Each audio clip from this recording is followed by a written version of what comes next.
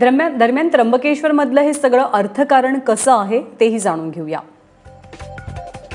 रोज साधारणतः त्र्यंबकेश्वर मध्ये 500 ते 1000 पूजा केल्या जातात।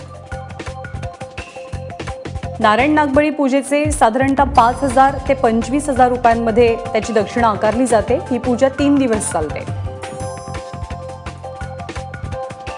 तर कालसर्प पूजेसाठी 2 ते 4000 रुपये आकारले जातात। ही एका दिवसाचीच पूजा असते।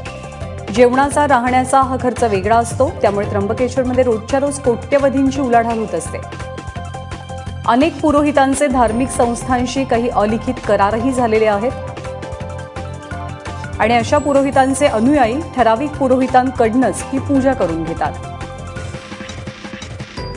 दरम्यान आयकर विभागाकडून चौकशी होत असलेल्या पुरोहितांकडे एका दिवशी शेकडो पूजा होतात।